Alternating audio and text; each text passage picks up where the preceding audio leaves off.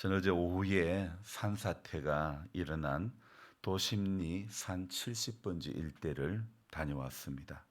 엄청난 크기의 바위들이 굴러 내려오고 또 15m 이상 되는 나무들이 뿌리채 뽑혀 내려왔던 그곳, 바로 우리 장 목사님 댁에서 올라가는 길에서 왼쪽으로 가는 길인데요.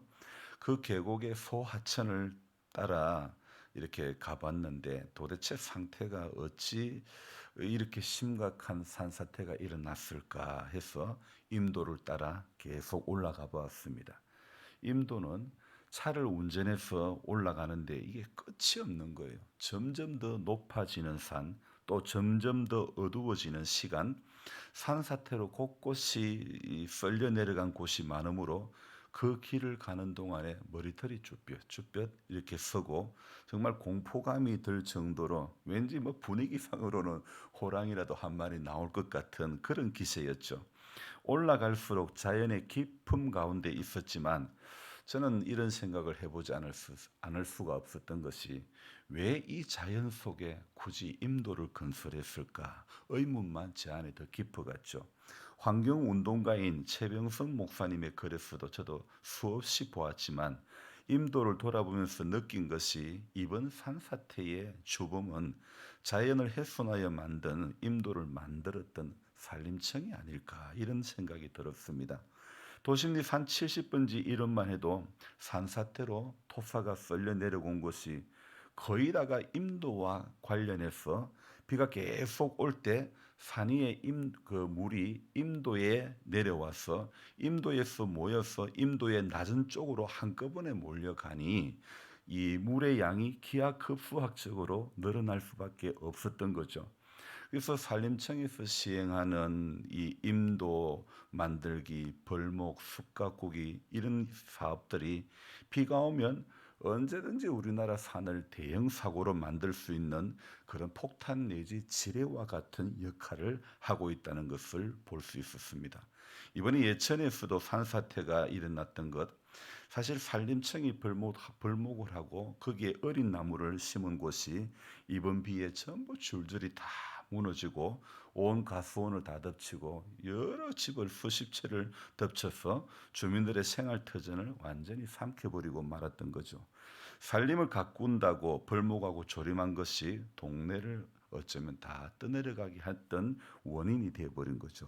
자연을 그대로 두면 물이 한꺼번에 그렇게 몰리지는 않을 텐데 임도가 물이 이동하는 통로 또 한꺼번에 쏟아져 내리는 통로가 되어버렸으므로 임도가 있는 산과 숲 가꾸기 사업, 조림을 한 산과 하지 않는 산과 비교를 해서 산사태가 난 곳과 나지 않는 곳을 산림청은 조사를 해야 될 것 같고 산을 인위적으로 가꾼다고 임도를 만들고 숲 가꾸기를 안 한 곳이 산사태의 재앙이 덜했고 없었다면 당장 이 산림에 관한 어떤 이런 벌목이나 조림 등은 멈춰야 할 것 같은 그런 생각은 너무너무 많이 드는 거예요. 산림에 도움을 주지 않는 산림청은 주민과 주민의 삶에 도움이 되지 않는 사업들을 저는 중단해야 된다고 생각합니다. 자연을 건드려서 좋을 것은 없다고 생각합니다. 자연 그대로 두어야 하는데 그래야 물 흐름이 자연스럽게 땅 속에 스며들기도 하고 산 속의 나무들이 물을 흡수하기도 하고 홍수가 날 산사태가 날 확률을 줄여주는 것인데 자연을 건드린 것이 결국은 말벌집을 건드린 그런 꼴이 되고 말았죠. 결국 인간의 욕망이 자연을 건드리게 되고 성난 자연은 물폭탄을 인간이 사는 영역에게 쏟아뱉음으로 결국 그 안에 사는 사람들의 피해만 날로 가중될 것입니다. 그래서 자연을 건드린 인간의 탐욕은 결국 부메랑이 되어 자연을 건드린 사람에게로 돌아오고 마는 것입니다. 우리는 성경적인 사고를 가지고 살아가야 될 것 같습니다. 성경에서 금한 것은 하지 말아야 되고 성경에서 말씀하신 그것에 순종해야 되는 거죠. 오늘 이 민수기 33장에는 모세가 여호와의 명령대로 행진하며 진을 쳤던 약 한 70여 곳이 기록이 되어 있습니다. 표현하고 있는 방식이 어디에서 어디를 지나 어디를 갔다 이런 방식인데, 마치 제가 이건 국민학교 시절에 일기를 적으라고 했을 때의 양식과 비슷합니다. 오늘 친한 친구랑 놀이터에서 놀았다. 너무 재미있었다. 근데 엄마가 불러서 집에 왔다. 씻고 밥을 맛있게 먹었다. 내일도 그 친구랑 놀아야 되겠다. 어떤 이런 식이라고 할까요? 단순하게 어디에서 어디를 지나 어디로 갔다.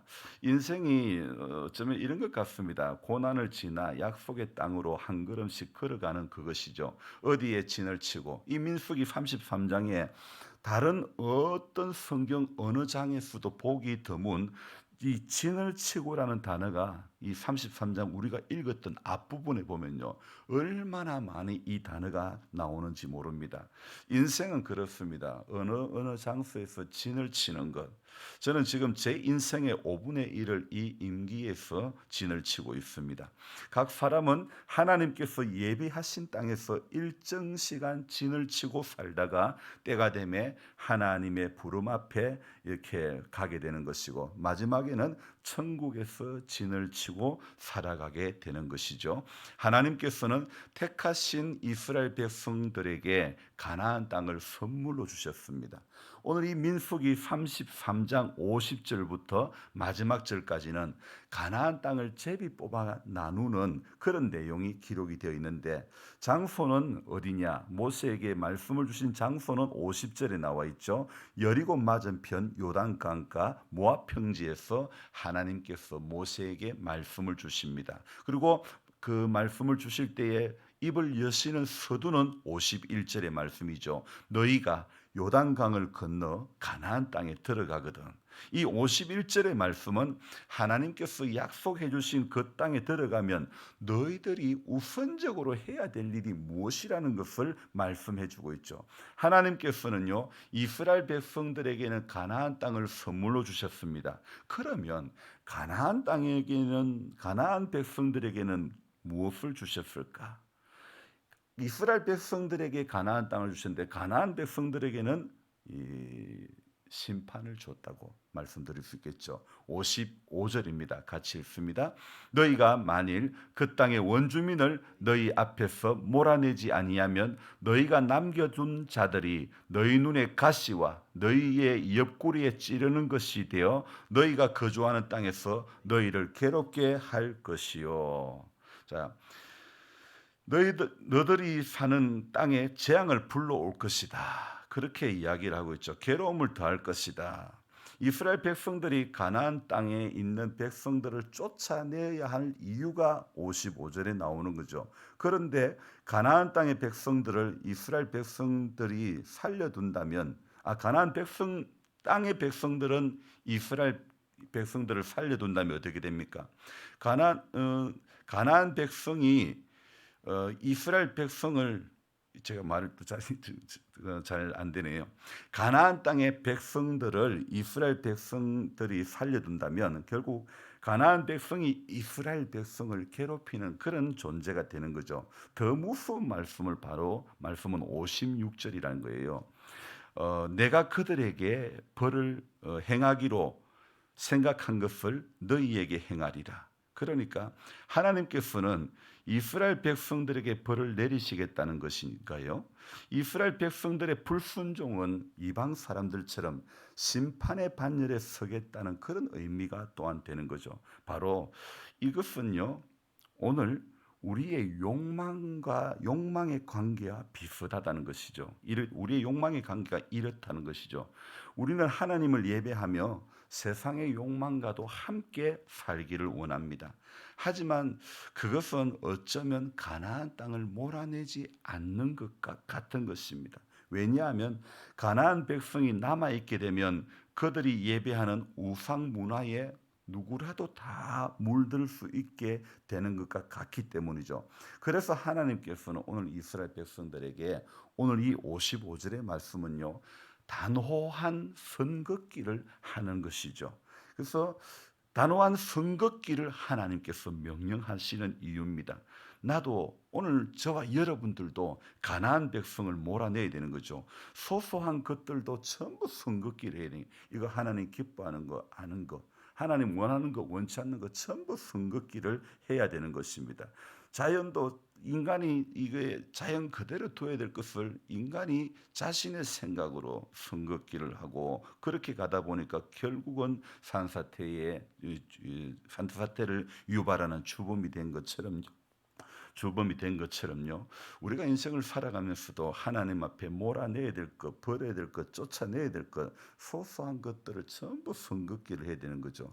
이 세상을 향한 욕망의 불씨를 완전히 꺼야 우리가 사는 것입니다. 오늘도 탐심을 십자가 보혈에 담그는 마음으로 한 날을 시작해야 되는 것입니다.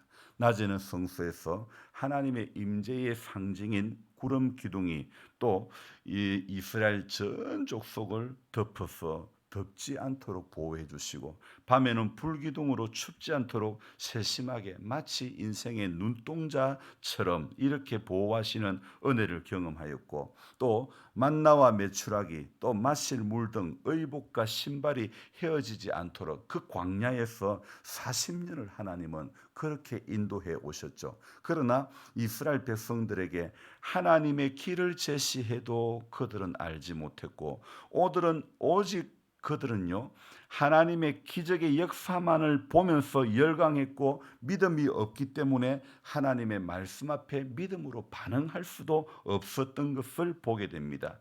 우리도 마찬가지입니다. 우리의 인생 여정 가운데 동일한 기적과 은혜로 지금까지 이끌어 오셨음을 우리가 돌아보면서 우리 역시 이스라엘 백성들처럼 나의 필요와 나의 욕구만을 줄기차게 구해왔던 것은 아닌지 우리는 오늘 이 새벽에 다시 한번 돌아봐야 될 줄로 믿습니다. 그래서 오늘도 우리가 하나님의 이스라엘 백성들이 어디를 떠나 어디에 진을 치고 있던 것처럼 우리는 제약 세상에서 떠나 하나님의 약속의 나라에 늘 하루하루 진을 친다는 그 마음으로 살아가야 될 줄로 믿습니다. 그래서 하나님 마음이 머무는 그곳에 오늘도 진을 치고 하나님의 계획이 머무는 곳에 우리 인생이 오늘도 거기에 멈추어서 주님이 기뻐하시는 우리 하루하루가 그렇게 하나님이 제시하는 그 길을 우리가 걸어갈 수 있는 모두가 되어야 될 줄로 믿습니다. 기도하겠습니다. 하나님 아버지, 약속의 땅을 향해 가는 그 여정 가운데 이스라엘 백성들이 오늘 이 민수기 33장에 어디를 떠나 어디에 진을 치고 저도 지금까지 인생을 살아오면서 살았던 도시와 그 곳곳들이 참 수많은 곳들이 있었습니다. 어디를 떠나 어디에서 진을 치고 그래서 지금 현재는 여기 임기에 머물고 있습니다. 이곳에 머무는 동안에 또 우리 성도님들 만나게 하신 것 감사드리며 우리 하나님 이 땅에서 진을 치고 사는 동안에 하나님께서 가나안 땅을 제비 뽑아 나누게 해주시고 하나님께서 약속으로 주신 그 땅에 이스라엘 백성들이 별로 한 게 없는데 땅을 나눠주시고 약속한 그 땅을 너희 소유로 너희에게 주었음이라고 말씀하시고 있는 이 민수기 33장을 보면서 우리는 공로 없는데도 하나님은 이스라엘 백성들에게 약속하셨던 것처럼 우리에게도 예비하신 그 나라를 우리도 바라보게 하시니 감사드립니다. 하나님, 언제나 하나님 앞에 서는 그날까지 하나님 계획 가운데 진을 치기를 원합니다. 내 인생이 내 눈에, 내 계획에, 내 생각에, 내 경험에 하나님 합당한 곳에 머물려고 하는 것이 아니라 하나님 마음 주시는 그곳에 오늘도 머물게 해주시고 하나님 마음 주시는 그 일에 오늘도 순종하게 해 주시기를 원합니다. 인간의 탐욕이 결국은 수많은 재앙을 일으키는 것을 하나님 말씀에 반하는 하나님께서 세우신 계신 수많은 자연을 건드리고 그 반하는 삶을 살 때 결국은 인간의 탐욕이 인간에게 결국 부메랑이 되어 돌아올 수밖에 없었음을 확실히 눈으로 보았습니다. 하나님 삶을 통해서 얼마나 많이 경험했는지 모릅니다. 말씀에 순종하는 자에게는 선한 길이 열려질 것이고 말씀에 불순종하는 자에게는 오늘도 하나님 원치 않는 질고의 시간, 어려움의 시간을 겪을 수밖에 없습니다. 힘들더라도 어렵더라도 말씀에 순종하는 길을 선택할 수 있는 또 그 길을 향해서 달려갈 수 있는 우리 모두가 될 수 있도록 하나님 도와주시옵소서. 마지막 비가 남아 있다고 합니다. 이 비가 조용히 지나갈 수 있도록 하나님 도와주시기를 간절히 바라옵고나며 장마가 속히 끝나고 하나님 비온 뒤에 맑은 하늘들을 주셔서 심겨진 작물들이 아름답게 결실을 맺어갈 수 있는 은혜를 내려주시옵소서. 농민들의 애타는 마음 가운데 하나님께서 위로의 하나님이 되어주시고 하나님께서 또 때를 따라 돕는 은혜를 내려주셔서 시절을 따라 아름다운 가시를 맺을 수 있도록 도와주시옵소서. 감사를 드리며 존귀하신 예수님의 이름으로 기도드립니다. 아멘. 간절한 마음으로 주여 부르고 기도합니다. 주여, 주여, 주여. 하나님 아버지 고맙고 감사합니다.